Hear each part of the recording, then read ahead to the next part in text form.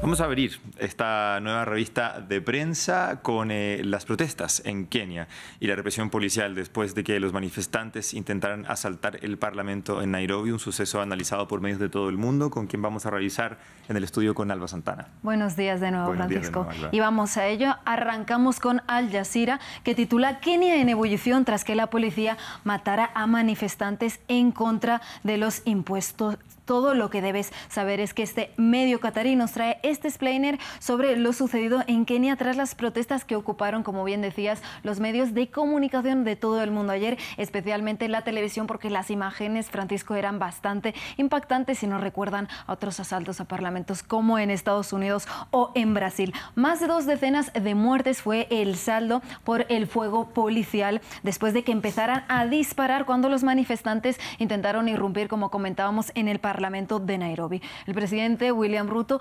calificó estas manifestaciones y acciones como una traición, y este artículo en concreto de Al Jazeera responde a una serie de preguntas que nos ayudan a entender qué está sucediendo en el país. La primera sería ¿qué pasó en el Parlamento? Y es que cientos de manifestantes se llevaron por delante las barricadas pensadas para protegerlo.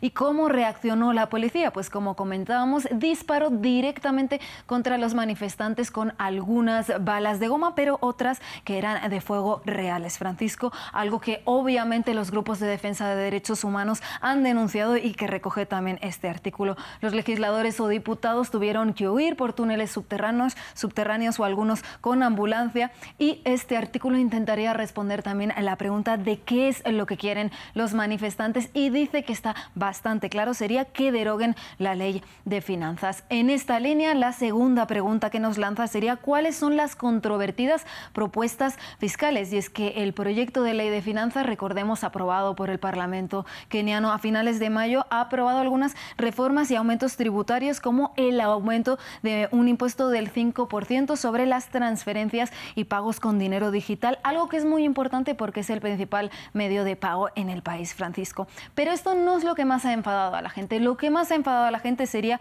el aumento del IVA en el 16% sobre un alimento básico como lo es el pan.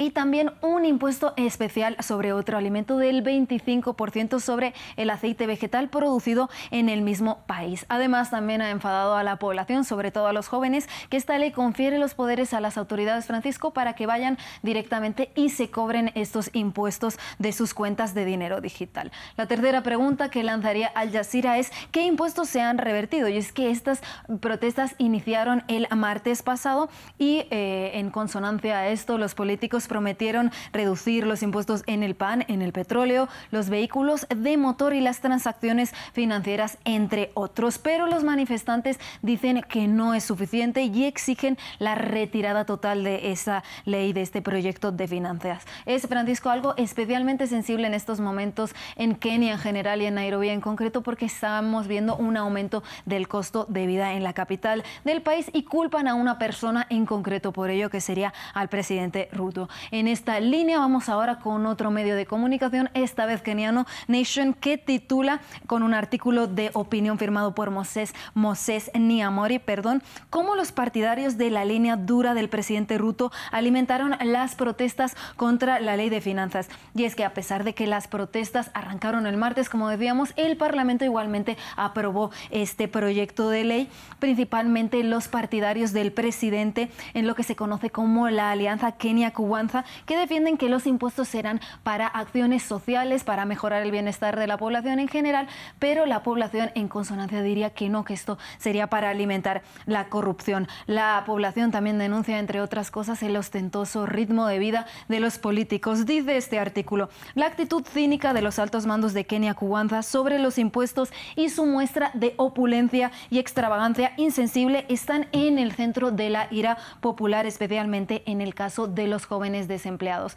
Y bueno, Ruto es quien tiene la última palabra ahora, Francisco. Debe decidir si firma o no este proyecto de ley, y se teme que si finalmente lo hace, la violencia siga en los próximos días, como ya comentábamos en la crónica pasada. Exactamente, pendientes entonces, como decíamos, de lo que está ocurriendo allá para recabar cualquier información nueva que pueda ocurrir. Así es. Vamos a seguir con Haití, donde justo la fuerza internacional liderada por Kenia, de quien hablábamos recientemente, para combatir las pandillas, ya llegó al país, a la isla. Y así lo recoge Miami Herald, este medio de comunicación que normalmente le dedica un espacio bastante amplio al tema de Haití. Titula "Bajen sus armas", dice el primer ministro de Haití, a las pandillas con la llegada de la fuerza keniana.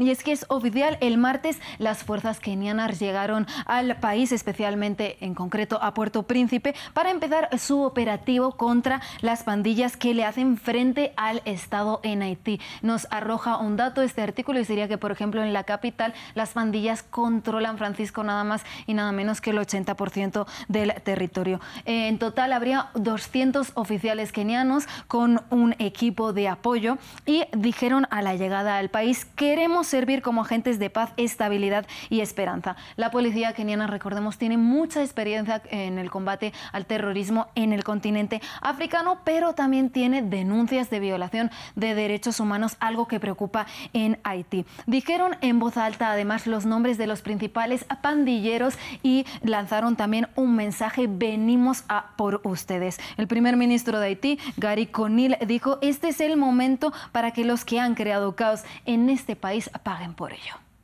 Vamos a ver entonces de nuevo también qué es lo que ocurre ahí. Probablemente este ingreso de estas policías va a dar mucho de qué hablar. Va a dar muchísimo, seguro le demos seguimiento. Exactamente.